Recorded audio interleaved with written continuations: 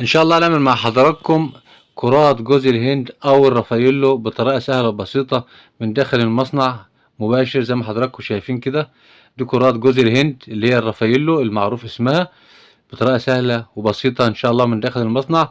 طبعا كرات جوز الهند مغطاه بالشوكولاته وطعمها بسم الله ما شاء الله ولا اروع من كده. هنعملها ان شاء الله مع بعض بطريقه سهله جدا وبسيطه من داخل المصنع مباشر بمناسبه المولد النبوي الشريف.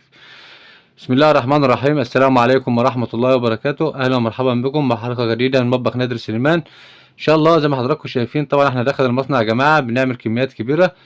طبعا دي سكر وعسل كلوكوز ومية، طبعا الكميات كبيرة، فاحنا إن شاء الله نكتب لكم في صندوق الوصف مقدار صغير ممكن تعملوه لو حابين تعملوه في البيت بإذن الله.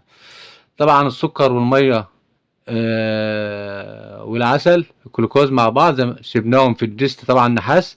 شغل المصانع يا جماعه بيبقى بشغل نحاس مش في شغل الومنيا. زي ما حضراتكم شايفين سيبناها على النار لحد ما غليت، وهتبدا تغلي لغايه ما توصل للعود المناسب اللي احنا هنشوفه مع بعض دلوقتي، اللي هو هيخلي كرات جوز الهند ماسكه ببعضها بطريقه سهله وبسيطه. سيبكم بقى من اي شغل تاني على اليوتيوب اللي هو يعني مش صح خالص. ان شاء الله هنعمل معاكم الطريقه الصحيحه من داخل المصنع مباشر زي ما حضراتكم شايفين كده.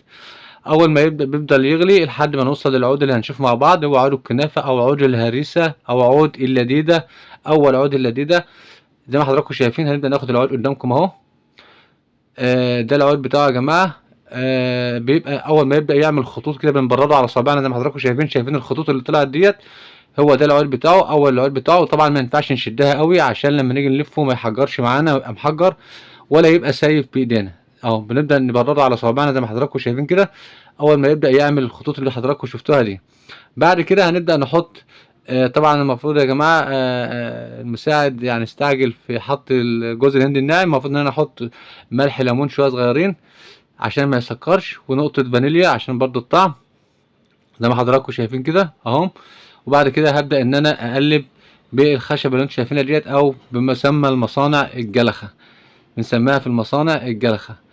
هنبدا نقلب جوز الهند الناعم. طبعا الجوز الهند ناعم ماهوش خشن، وبنبدا نمشي معاه واحده واحده. طبعا احنا عشان عاملين كميات كبيره جوز الهند مش بنوزنه، بنحطه واحده واحده لغايه ما نوصل للقوام اللي احنا محتاجينه زي ما حضراتكم شايفين كده. واحده واحده بنبدا نحط جوز الهند زي ما حضراتكم شايفين لحد ما جوز الهند يشرب العسل او الشربات اللي احنا عملناه ده، ويبقى طري معاه، يعني يبقى ماسك بعضه وفي نفس الوقت ميبقاش بزياده ولا ناقص. زي ما حضراتكم شايفين اهو على ايدينا اهو كده خلاص. ما هو زياده يعني هو مش مسيل ولا حاجه يا دوب، وفي نفس الوقت جوز الهند شرب وبقى طري اهوت، ومفيش فيه عسل زياده اللي هو ينزل منه. يعني ان هو لما بعد كده ما خلصناه دي الكميه طلعناها طبعا في صواني. طبعا يا جماعه دي كميات كبيره في المصانع بمناسبه المولد النبوي الشريف. كل سنه وحضراتكم طيبين.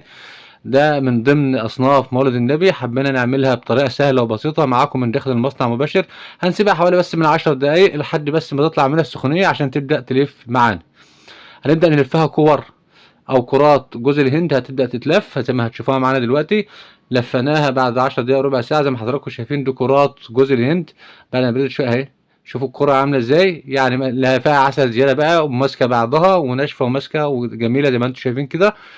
طبعا بعد ما لفنا كمية العجين اللي احنا عملناها ديت، هنبدأ ان احنا نجيب شوكولاتة وهنسيحها زي ما حضراتكم شايفين، وهنبدأ ننزل فيها كرات الجوز الهند اللي انتم شايفينها ديت زي كده، وهنبدأ نحطها في ورق كاسيت زي ما حضراتكم شايفين. طبعا بنعمل كميات كبيره يا جماعه، بس احنا حابين نقول لكم كده سريعا ان احنا مضغوطين في الشغل طبعا بمناسبه ده موسم وشغله يعني بيبقى كتير علينا شويه. بنحط في ورق كاسيت زي كده لحد ما نملى السجان، وبعد كده زي ما حضراتكم شايفين بندخلها التلاجة لغايه ما الشوكولاته تشد، يعني طبعا هتبقى مسيحه. تخش التلاجة مفيش 10 دقايق وهتطلع زي ما حضراتكم شايفين كده. طلعت من التلاجة جمدت. هنبدأ نعمل الريجة بالشوكولاتة البيضاء عليها زي ما انتم شايفين كده. سهلة جدا وبسيطة، وعاملينها بطريقة سهلة ومن داخل المصنع مباشر. وان شاء الله تعجبكم الطريقة. ولو واللي ما اشتركش في القناة او بشوفها لأول مرة يشترك وفعل الجرس عشان يوصلكم كل الجديد بإذن الله.